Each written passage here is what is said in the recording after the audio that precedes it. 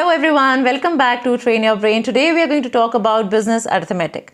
Now we all know what arithmetic is, but जैसे ही आप इसके सामने एक प्रीफिक्स आ जाता है business arithmetic, इसका ये मतलब है कि कोई भी चीज़ जब हम प्रोड्यूस करते हैं एज ए बिजनेस कंसर्न, हम कोई चीज़ बनाते हैं तो हमारा फोकस सिर्फ ये नहीं होता कि हम चीज़ को बनाएं और उसे मार्केट में बेच दें. We want to earn certain degree of profit. अब इन्हीं प्रॉफिट को कैलकुलेट करना, कितना गुड्स हमें बनाना है, क्या हमारे लिए सेलिंग प्राइस होना चाहिए, कितनी सेल्स करनी है, इन सारी चीज़ों को भी हम कैलकुलेट करते हैं और इसी के बारे में आज हम पढ़ने वाले हैं. So let's start.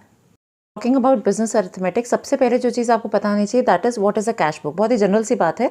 कोई भी बिजनेस जब स्टार्ट होता है तो नेचुरली उसमें कैश के ट्रांजैक्शंस होते हैं और जो भी कैश के ट्रांजैक्शंस होते हैं उनको हम कैश की बुक में रिकॉर्ड करते हैं which is known as cash book. अब इसको आप देखो तो दो तरह के ट्रांजैक्शंस हो सकते हैं. इट कैन बी इनफ्लोज और it can be outflows. Inflows का मतलब है कि हमने जो भी काम किया एक फर्म के अंदर उससे जो हमें पैसा रिसीव हुआ, जो मनी हमें रिसीव हुआ, तो ये किस फॉर्म में हो सकता है, जैसे कि सेल्स रिसीट्स हो सकती है, मतलब आपने जो सामान बेचा उस पर आपको जो पैसा मिला. इंटरेस्ट अर्न्ड, आपने कुछ लोन दिया किसी को, कुछ पैसे उधार दिए, उस पर आपको पैसा मिला. सेल ऑफ स्क्रैप, मान लीजिए कुछ सामान पुराना आपके पास पड़ा हुआ है, कोई पुराने एसेट्स आपने बेचे, उससे जो पैसा आया. और इसके अलावा और भी बहुत सारे तरीके हैं जिससे कि एक फर्म को पैसा इनफ्लो होता है. उसके अलावा आउटफ्लो का मतलब है कि अगर हमारे फर्म से पैसा जा रहा है, मतलब हमारे पास कैश जो है वो कम हो रहा है. ये कब होगा? या तो हम कोई एसेट खरीद रहे हैं, या हम इंटरेस्ट पे कर रहे हैं लोन पर, या कोई एडवर्टाइजिंग एक्सपेंसेस कर रहे हैं. तो इस तरह के जो भी एक्सपेंसेस हो रहे हैं, जो भी ट्रांजैक्शंस हो रहे हैं जिसमें कि पैसा हमारा बाहर जा रहा है हमारी फर्म से, that is known as outflow. अब इसके बाद आगे बात करते हैं. बहुत ही इंपॉर्टेंट चीज़ें जो है हम उन्हीं को कवर कर रहे हैं. इसमें एक चीज़ आती है कॉस्ट. कॉस्ट क्या होता है? वो सारा खर्चा जो कि आपको किसी चीज़ को बनाने में लगता है. अब इसको अगर देखें तो दो तरह की कॉस्ट होती है mainly. One is startup cost, दूसरी होती है ऑपरेशनल. स्टार्टअप मतलब हो गया जब हम कोई बिजनेस स्टार्ट करने वाले हैं. नॉर्मल सी बात है, कोई बिजनेस स्टार्ट करने वाले हैं, उस समय जो खर्चे होंगे. अब वो जो खर्चे हैं वो प्रोडक्शन से डिफरेंट हैं, बिकॉज इस समय हम अपने बिजनेस को स्टार्ट कर रहे हैं. इसमें किस तरह के खर्चे हो सकते हैं? मार्केट के एनालिसिस करना. आप चेक कर रहे हो कि मार्केट में आए प्रोडक्ट की एक्सेप्टेबिलिटी होगी कि नहीं, फीजिबल है कि नहीं, आपको लग रहा है प्रॉफिट्स हैं, बट क्या लॉन्ग रन में आपको प्रॉफिट्स मिलेंगे कि नहीं. इन सारी चीज़ों की जो एनालिसिस होती है उस समय भी खर्चा आता है and that comes into startup cost. दूसरा होता है ऑपरेशनल. ऑपरेशनल में आप देखो मैंने लिखा है administrating, running and operating cost. मतलब जब आप एक्चुअली में प्रोडक्ट बना रहे हो उस समय जो खर्चे आ रहे हैं, उस समय के जो रनिंग एक्सपेंसेस हैं, जो आपको एडमिनिस्टर करने पड़ रहे हैं, ऑपरेशन से रिलेटेड कॉस्ट है, वो सारी आपकी ऑपरेशनल कॉस्ट में आती है. इसी को आगे देखो फिक्स कॉस्ट और वेरिएबल कॉस्ट. तो ऑपरेशनल कॉस्ट को हम दो में डिवाइड कर सकते हैं. One is your fix cost और दूसरा होता है वेरिएबल कॉस्ट. तो फिक्स कॉस्ट को आप देखो, फिक्स कॉस्ट में हमने लिखा cost of purchasing, leasing of a fixed asset, और इसको हम सप्लीमेंट्री कॉस्ट भी बोल सकते हैं. ये बहुत ही सिंपल सी चीज़ें हैं. मैं कभी कभी थोड़ा सा इसे रिपीट भी कर देती हूँ आपको, जिससे कि आपको याद रहे. तो फिक्स कॉस्ट होगी ऐसा खर्चा जो कि आप कोई एसेट को परचेज करने में लगा रहे हो. लॉन्ग टर्म में ये आपके बने रहते हैं ये कॉस्ट, और ये यूजुअली एक सर्टन कॉन्स्टेंट अमाउंट से ही होते हैं. वेरिएबल कॉस्ट क्या होती है? जो कि चेंज होती रहती है. जैसे कि अगर आपने ज़्यादा यूनिट्स बनाए तो वेरिएबल कॉस्ट आपकी बढ़ जाएगी, कम बना रहे हैं तो वेरिएबल कॉस्ट कम हो जाएगी. यूजुअली वेरिएबल कॉस्ट कौन सी होती है? जो कि आपकी लेबर, रॉ मटेरियल की कॉस्ट है, उसमें इंक्लूड होती है. इसी में आप आगे देखो, यहाँ पे मैंने बीईपी बनाया. बीईपी बहुत इंपॉर्टेंट है. बीईपी होता क्या है? That is break even point. मतलब कोई भी फर्म जब अपना बिजनेस स्टार्ट कर रही है तो कब तक उसे काम करना पड़ेगा, कब तक उसे इनकर करनी पड़ेगी कॉस्ट, सो दैट उसको एक टाइम के बाद रेवेन्यू आने शुरू हो जाए.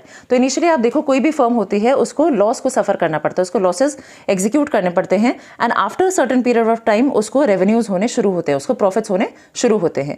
तो वो जो पॉइंट है जहाँ पे कि आप बीईपी देख सकते हो. बीईपी बेसिकली हो गया जहाँ पे आपका जो टोटल रेवेन्यू है और टोटल कॉस्ट है जो कोइंसाइड कर रहा है. मतलब कि हमारे जो रेवेन्यू और कॉस्ट जहाँ पे कोइंसाइड कर जाए, दैट मीन्स कि हमने बीईपी को अचीव कर लिया, हमने वो पॉइंट अचीव कर लिया है जहाँ पे कि हमारी जो कॉस्ट है और जो हमें रेवेन्यू हो रहा है वो इक्वल है. इसका मतलब ये हुआ कि हमारा फर्म थोड़ा बहुत अभी मार्केट में आ चुका है और ये थोड़ा बहुत ऑपरेट कर सकता है. आप इसमें देख सकते हो कि मैंने यहाँ पे एक फिक्स कॉस्ट की जो हॉरिजॉन्टल लाइन है वो यहाँ पे ड्रॉ करी है. फिक्स कॉस्ट जो है हॉरिजॉन्टल इसलिए है क्योंकि चाहे आपके बिजनेस में आपको प्रॉफिट्स हो रहे हो या नहीं हो रहे हो, इनिशियली आप देख सकते हो यहाँ पे लॉसेज हो रहे हैं, तो फिक्स कॉस्ट जो है कॉन्स्टेंट अमाउंट से ही बिजनेस को पे करना पड़ता है. इसी से जब हम बात करते हैं बीईपी की तो हमें कुछ और चीज़ें मिलती हैं. One is PV ratio, margin of safety, इन चीज़ों की बात होती है. पहले हम बात करते हैं पीवी रेशियो की. अब पीवी रेशियो होता क्या है? This is profit volume ratio. तो पीवी रेशियो मेजर क्या कर रहा है? It is a measurement of rate of change of profit due to change in volume of sales. हम कितना सेल्स को चेंज कर रहे हैं, उससे प्रॉफिट पे क्या असर आ रहा है. तो नेचुरली हम फर्म यही करना चाहती है, वो सेल्स को बढ़ाती इसलिए है जिससे कि वो उसकी प्रॉफिट्स इंक्रीज करे. तो कितना डिग्री जो चेंज आ रहा है, मेजरमेंट हम यही करना चाह रहे हैं कि अगर हम सेल्स में चेंज करते हैं तो उससे प्रॉफिट्स में कितना चेंज आ रहा है. इसके मैंने दो क्वेश्चंस को आपको लेके समझाऊंगी.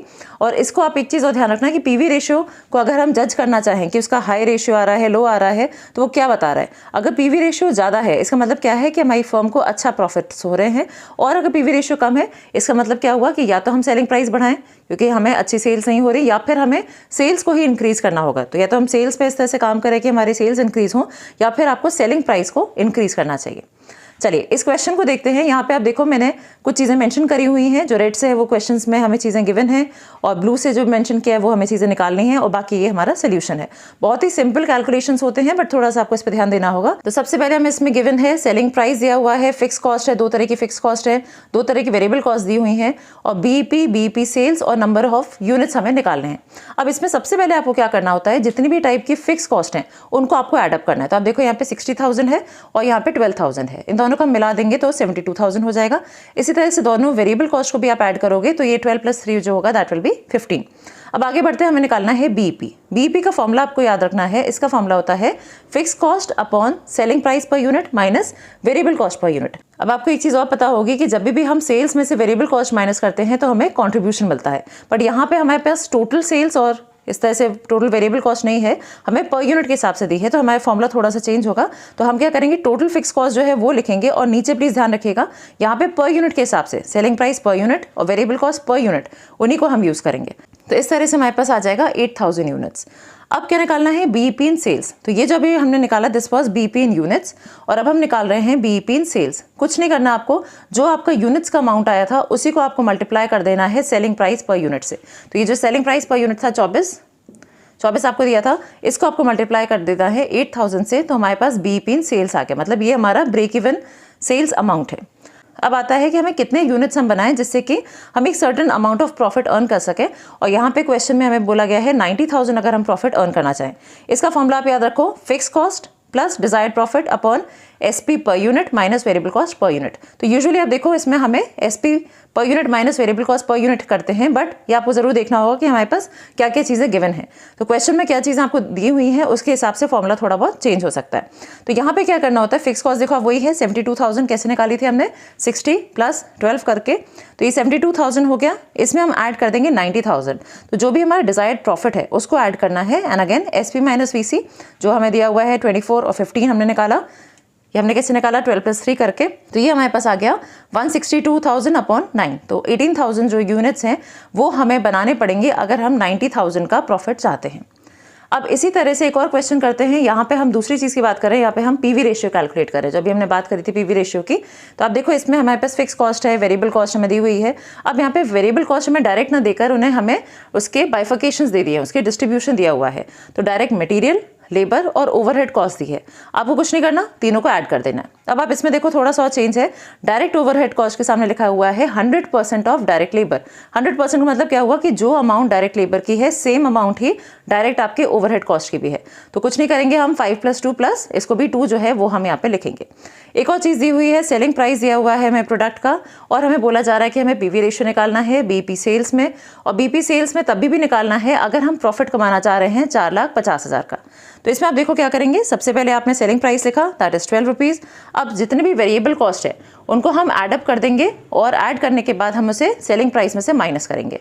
तो ऐड करा 5 + 2 + 2 ये हो गया 9। अब हम निकालेंगे कॉन्ट्रीब्यूशन।